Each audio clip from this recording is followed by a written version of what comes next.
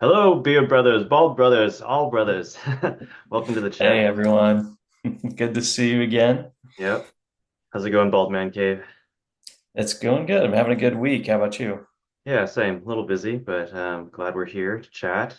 Yeah. I did have an interesting question. That came up this week was like, do you ever feel like you're locked into a look because you have to shave your head? I think that's a big concern that like people think it's like their choice is being stripped away from them. Mm. That's a really good question. It's interesting you brought that up. For some reason, I was just thinking about that the other day, and that's definitely a factor, I think. Hmm. You don't have the options that, somebody with a full head of hair would have. So, every once in a while, I guess I kind of get that in the back of my mind, like, oh, it'd be nice to be able to try a different hairstyle every once in a while, or like change the look up a little bit. Hmm. Uh, but I don't know if it outweighs just the convenience Yeah. that I've gotten used to now. Yeah. And I think it is an interesting question. I think there's something to being able to like change up your style every once in a while. Hmm. Um, and I understand the concern that somebody might have around that. But in reality, once you get used to the look, Hmm. um, and you do start to like it, I think a lot of that goes away. But it's like anything, any path you take in life, you may wonder like, oh, how would things have been on the other side? Yeah. Um, and that's just kind of one of the parts of life. I mean, it could be, oh, I chose this career path and I No, had an for sure. option to maybe go down this road. And you may always kind of wonder like what would things have been like going down that road instead. Hmm. But that doesn't mean that the one that you're on is bad. It just means, it was The just one a you're different on. experience. Yeah, it's the one you're on. Yeah. Yeah. Yeah. Do Uh, you have any different thoughts on that?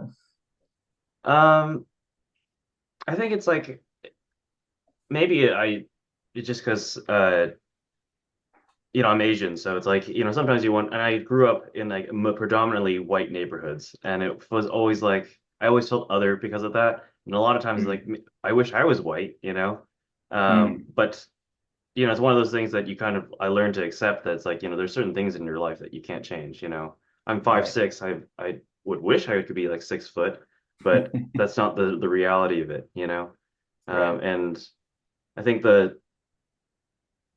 sooner you can come to accept the things that are, um, the more that you can, actually appreciate the things that can be. Yeah. Yeah, because it's easy to get tied up in that, right? It's easy Mm, to kind of twist yourself in knots, wondering like, how could my life have been different yeah. if these things were different?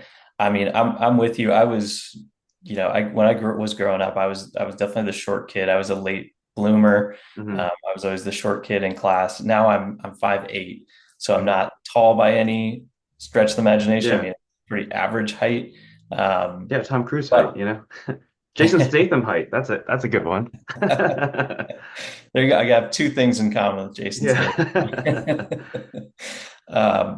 But again, that's one of those questions that you always maybe have in the back of your mind, like, oh, would have been nice if I had been a few inches taller, Hmm. or born into a different family or a different area, Hmm. But to your point, the sooner you can accept those things about you, the sooner you can learn to make the best of those situations, and Yeah.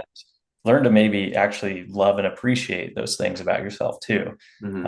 there may have been a point in your life where maybe you didn't like one part of yourself, and then later you realize that it's actually something that sets you apart, makes you unique. Yeah.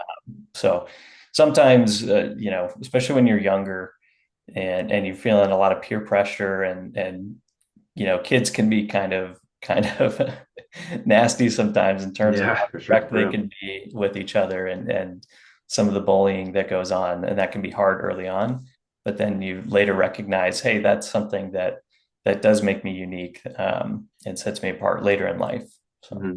Do you yeah. feel like you're in corporate like me. Do you Mhm. feel like shaving your head changed the perception of how people, or I guess how people perceive you in the workplace? Honestly, not really. It was. really just got those like initial comments from people like, oh wow, Hmm. you shaved your head, that that's crazy. And Yeah. you get those kind of that initial sort of just shock of like it's a new appearance for Hmm. you.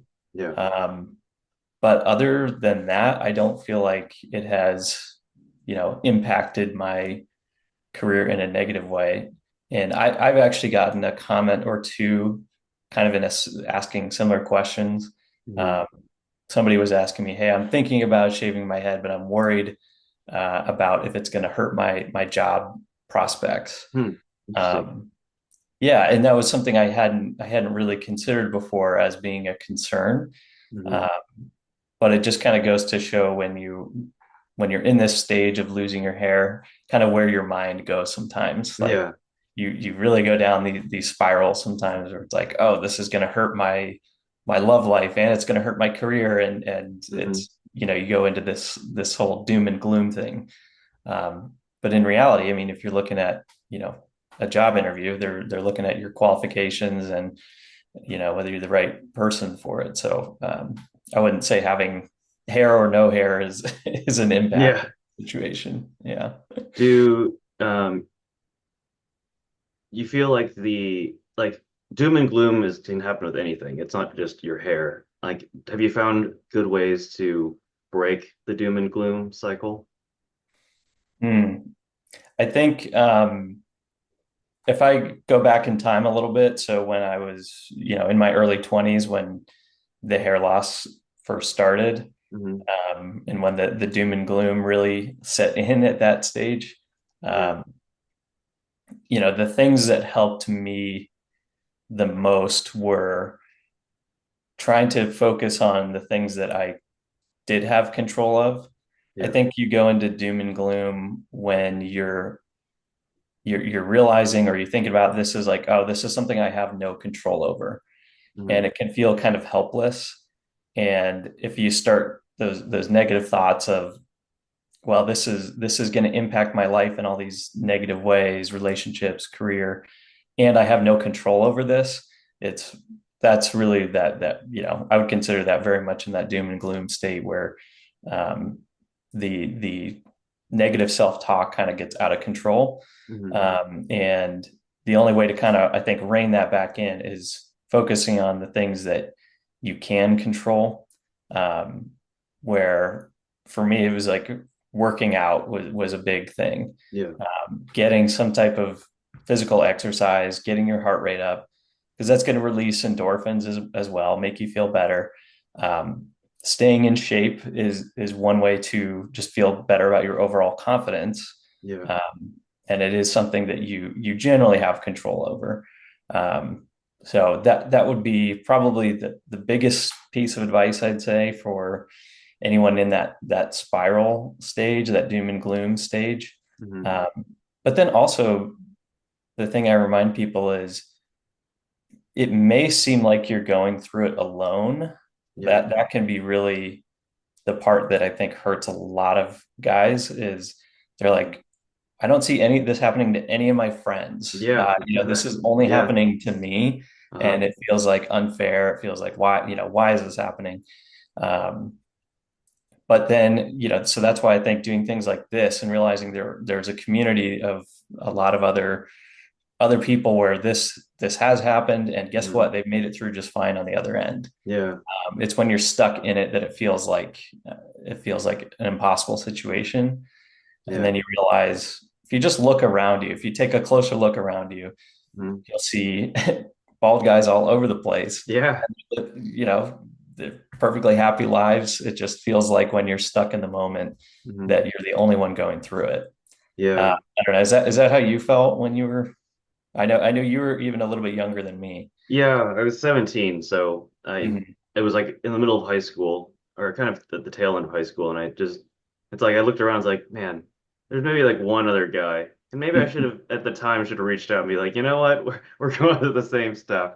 Yeah. But I was kind of in major denial at the time. So but I think that eroded a lot of my confidence. I think had I just ripped the Band-Aid off and accepted myself more at that time. And then you just use that as an affirmation that I can still be attractive, lovable, even though I don't have hair, even at a young age, doesn't matter.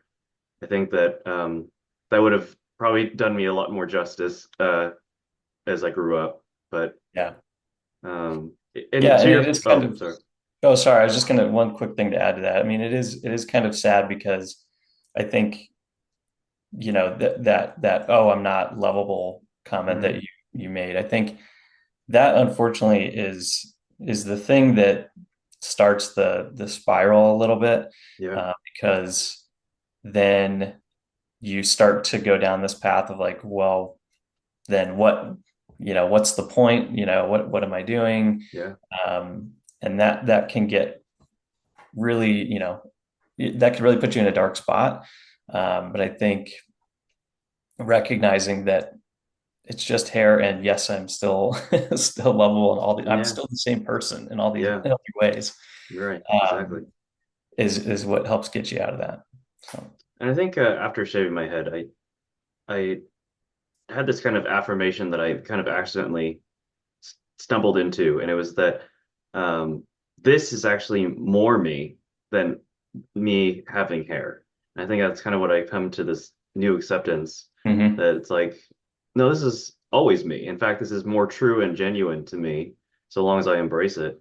Um, I think that that's just kind of emboldened me. It's like, and then when I grew my hair back out again, I was like, no, this actually doesn't feel like me anymore, you know? Yeah. Or at least that insecure one is just an outdated version of me, and I didn't want to go back there.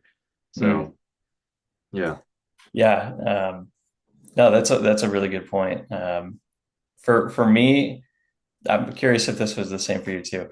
One of the hardest things I had was just accepting the fact that I was going to be like, quote unquote, the bald guy. Like, Mm-hmm. for some reason, that phrase, I was like, oh, that's what people will call me.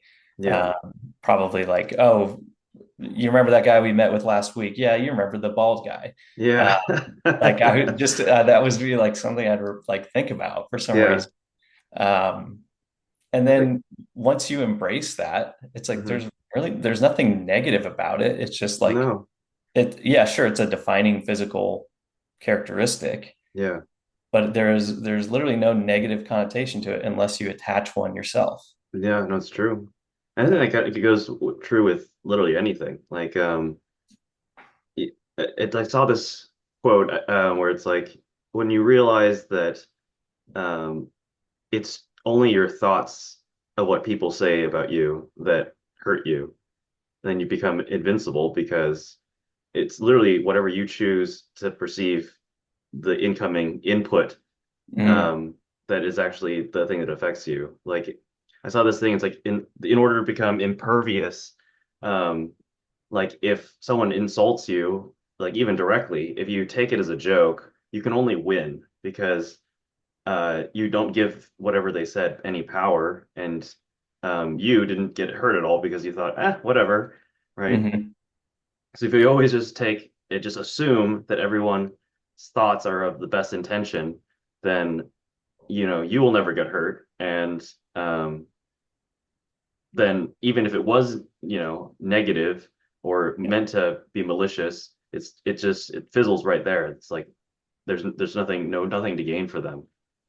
100%. Yeah. And I think we probably talked about this a bit last time, but a lot of times that's projection, in Yeah. my opinion. When if somebody is making, you know, trying to make fun of you, or poke fun at you in some way, a lot of times it's some projection on their end of their own insecurity. Yeah. Because for somebody who is fully confident in themselves and the way that they are and present themselves to the world, that Mhm. person doesn't go out of their way to make fun of others. Yeah. I mean, It's only those who are feeling that pain themselves in some way. Maybe maybe they're not losing their hair, but they have some other, mhm. you know, something else that's bothering them, and Yeah. they want to project that onto you. Yeah. And I think, you have to be going through that hurt in order to be able to point it out and nitpick it on someone else. Hmm. Like someone who's, never had to worry about money, for example, how would they know the nuances of being poor, you Right. know? Or if someone is feeling insecure about their body, then that's how you would know, like, oh, if they're balding, that's probably something that's I can poke fun at, right? Yep. So yeah. I'm glad you brought that up because that's a good segue into something I've always found interesting, which is that the only guys who notice when other guys are like losing their hair, or Mhm. the first ones to notice, are the guys who are also losing their hair Yeah. because they're so hyper aware of it in themselves Hmm. that of course they start noticing it in others. Yeah. And I'll admit I was the same way Hmm. when I was losing my hair. I would be so aware of it in myself that when I saw, another guy, like it was like, I'm like, oh, he has, it's pretty thin in the back. I'd have Yeah. like things like that. Not that I was like judging them, but I was just aware of it. Yeah. And I saw a video just a couple days ago. This guy was he was on this like financial podcast, Hmm. and so he's getting some financial help from the host, the guy who does the podcast, Yeah. and they're like going through. He had like unfortunately had some debt and things like that, and then he's like, and I'm also about to have a $10,000 medical procedure, and the guy. They go back and forth. Well, what are you about to do? And it turns out he's about to get a hair Yeah. transplant. And the Yeah. host looks at him. He's like, I don't see anything wrong with your hair. And Hmm. the guy says, well, maybe not to you, but to the trained eye, for those who know, Hmm. uh, I definitely have a problem. Hmm. Like he maybe had like a little bit of like receding at the temples. And again, Yeah. I've noticed that because I've lost my hair and I Yeah. notice more. Yeah. But to anybody else, he looks like he has perfectly fine hairline. Hmm. But it was clear that he had that issue within himself. Yeah. And just that one comment, like to the untrained eye, you might not notice. So that just Hmm. means that for those who are noticing, those Hmm. are the only ones who consider it a Yeah. problem, Yeah. which is really interesting, I thought. It's almost like a self-perpetuating problem. It's like, maybe this chat is breaking the generational curse of balding men, right? Because like it's only because we fixate on it and then we bully each other on Hmm. it that it becomes there's stigma about it. If everyone was just Yeah. chill about, didn't have the insecurity, then Yep. they wouldn't lash out and, ridicule others who have it, which then creates another insecurity, and the cycle Hmm. continues. Yeah, Fear you're is right. just manufactured, man. Yeah, 100%. And you're Yeah, right. I mean, it's for the most part, it's like men digging on other men for yeah, having this issue. Again, it could come down to projection, could come down to just like guys, riffing on each other a little bit. yeah. Uh, and that's sometimes how we bond. But I think it comes from this place of like, I don't want this to happen to me, so I'm gonna, Yeah, point it push out it in onto others. you. Yeah. Yeah, Um, it's not like shoveling food on off a dinner plate. yeah. It's Yeah, genetics. exactly. But yeah, maybe it's a psyop. Maybe it's all like just I guess a good way to guess buy, wigs and toupees and Well, ointments. there could be something to that. I mean, I think any industry is obviously looking to make money, and I think the hair loss industry is no different than Yeah. others. Did Um, you ever watch Idiocracy? yes, yes, And one of then my all the favorites. scientists end up wasting their time trying to do hair loss medication. That's right. Yeah, I forgot about that gag, but yeah, yeah, that's right. They had spent all their time and resources to combat baldness. And that, And I mean, that goes to kind of show like as a society, we are kind of vain, yeah, and we do put a lot of focus and emphasis on looks and physical attributes.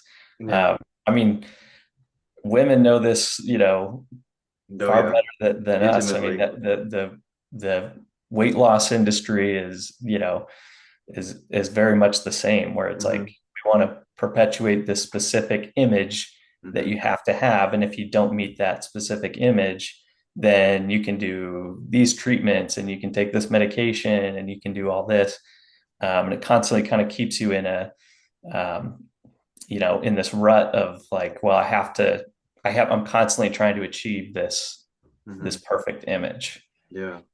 Yeah. I mean, do you feel like, I don't know, maybe it's just the TikTok feed or whatever, but do you feel like balding is like on the rise? Because I remember when I was balding in 17, I was like, oh, what the heck is going on? And I was like, Mm. how common is it for Asian men to be balding? And it was like, oh, only like it's the lowest percentage out of everyone else. It's like 25%.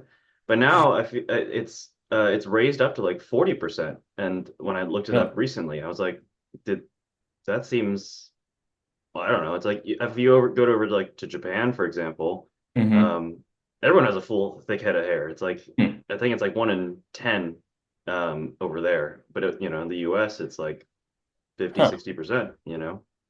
That's a really interesting question. I'm curious, and I'll have to start doing a little bit more research myself to see if the percentage wise if that has increased over the years. So is that specific to the US then? The The 50, 60%, Mhm. it's tends to be closer to the Western nations. So like in Asia, and maybe it's just you know it's a more homogenous society, um, and maybe Asians are less predisposed. But yeah, most people have a full head of hair over Mhm. um, in Asia. Interesting. Hmm. Yeah, but like I think in China they actually have a higher rate. So I don't know if it has to do with industrialization or what, but Yeah, yeah. interesting. Okay. Hmm. Yeah, I'd like to dig into that a little bit more just because that is a very curious topic. And I just anecdotally, I don't feel like I've noticed that I Hmm. see, more or less one way or the other. Yeah, But if the statistics are changing over the years, I'd be curious to kind of dig into like what are the root causes yeah. of that. And again, the more the more people that have this quote unquote problem, Hmm. the more that those industries are gonna recognize that there's money to be made, Hmm. you know, in an industry like this, and dedicate more resources to Yeah. marketing and to that messaging that this is a problem and that you Hmm. need to get it fixed. Now, Um, would you get lab grown hair transplants? lab grown hair transplants. Yeah, like so, like instead of getting grafts from like the back of your head, they grow the grafts, and Hmm. then that way you don't have scarring in the back, and it's Interesting. DHT resistant. That's a really good question. I'll turn the question on you first, Yeah. so I can give it a second of thought. But yeah. It'd be tempting. It's like I think the big question is like at a certain point of progression for your balding, you just will not have enough grafts to fully transplant back your hair, right?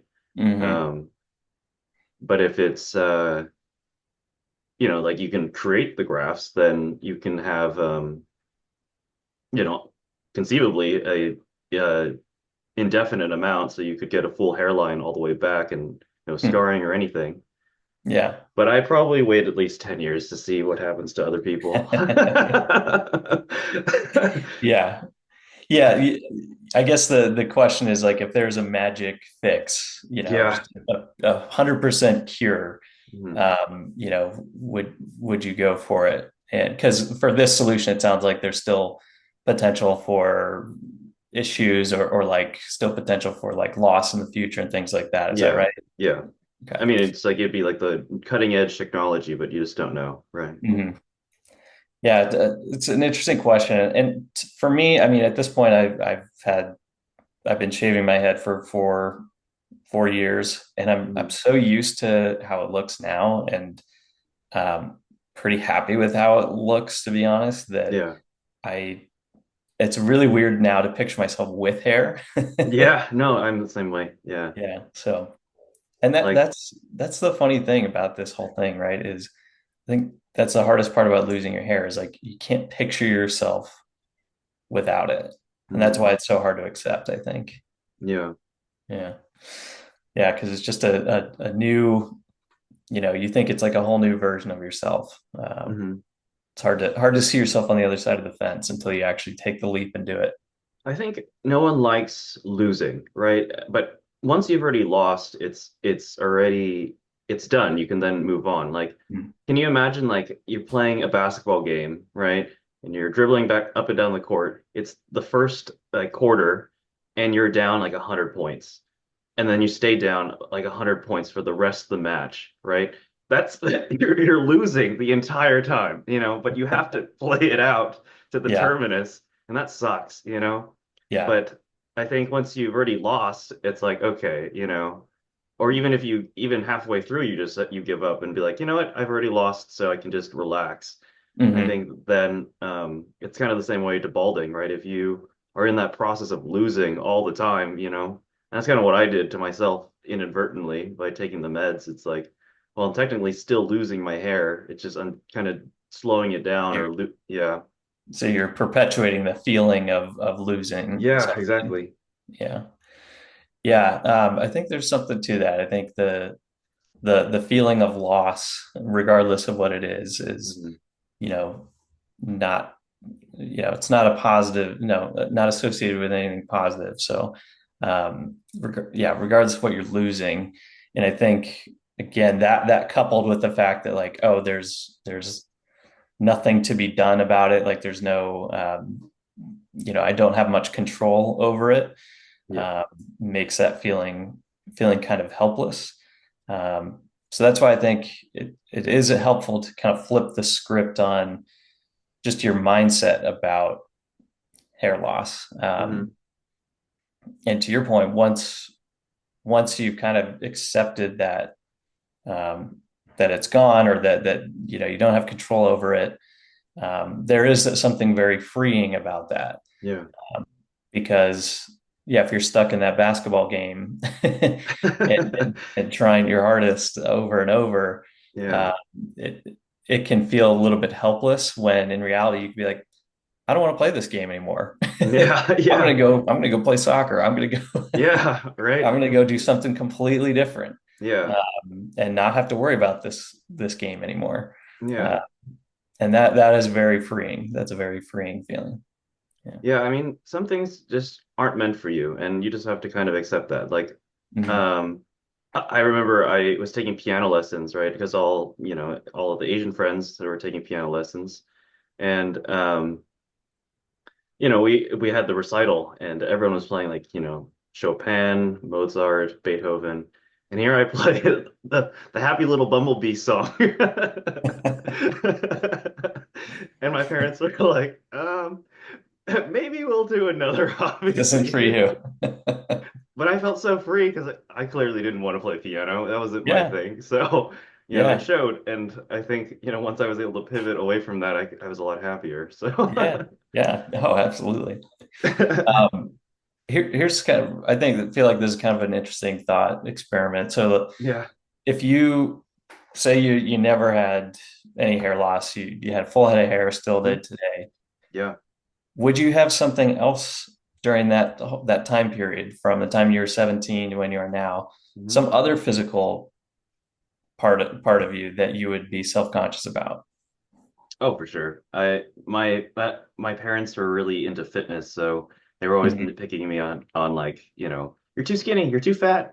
So I'd probably nitpick myself on that and probably just be, extra fixated on that instead.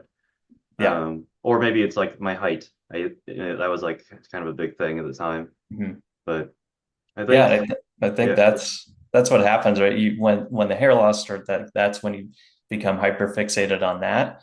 yeah, Because I know I had other parts of myself that I was self-conscious of, and then when hmm the hair loss happened, that was it. That was all I was focused that was number one, enemy on. number Yeah. one.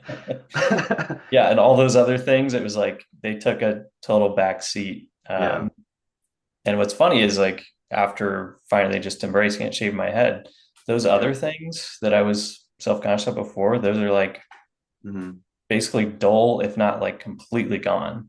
Like yeah, I don't have those self-conscious feelings about um, I wore like glasses and yeah. I was self-conscious about that. Yeah, I wear contacts now, but I'll wear glasses now Hmm. sometimes. I have no issue with it.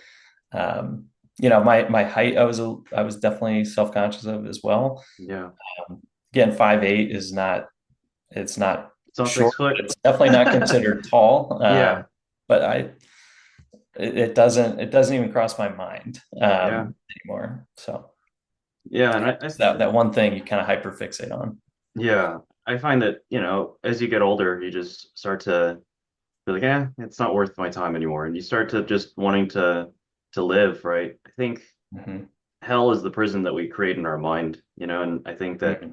um how you perceive the world is your reality, just like how why people project negative feelings onto you, um, or might nitpick on you because they actually have that demon within themselves. Um, Yeah. I think everyone has a cross to bear, or a demon to fight, or a dragon to slay. Um, and then once you've done that, or once you've crossed, it's like there's that funny phrase, it's like when you've got to the top of the mountain, there's more mountains, right? It's like Hmm.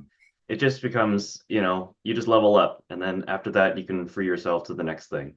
Yeah. Yeah. Which, I like I've it makes me wonder though. It's like after you do overcome, you feeling short, fat, too skinny, too lanky, uh, too bald, um, like you see, like it's like seeing a brand new world, right? And it's like, how far does that go? Like that. how much do we limit ourselves because we just fixate on these things on the surface level here, you know? Yeah, yeah, totally.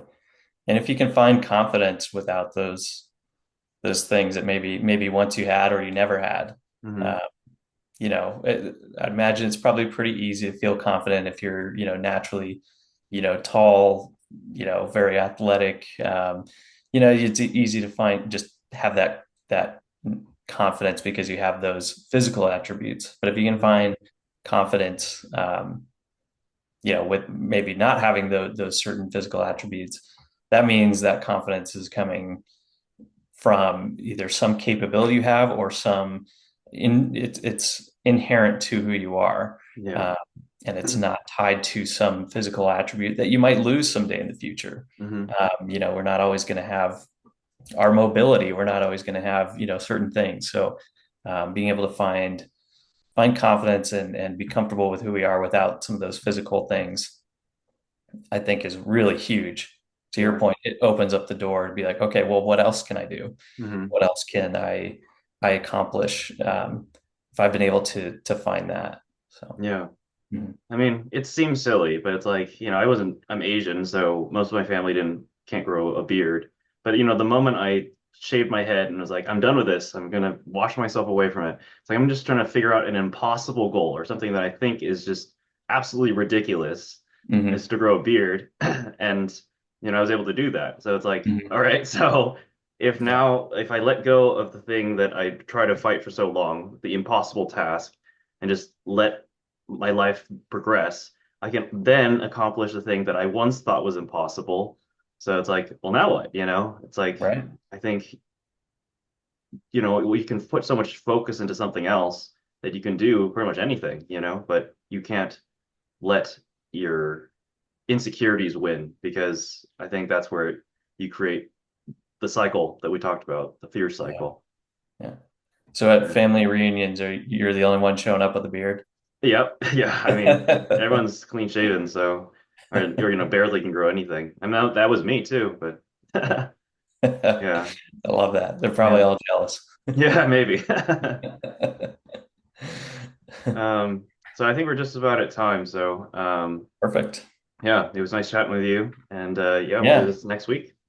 Yeah. Looking forward to it. Yeah. Cool. Hope you have a great weekend. Yeah, you too. Catch you later, Talk dude. soon. Bye. Bye-bye.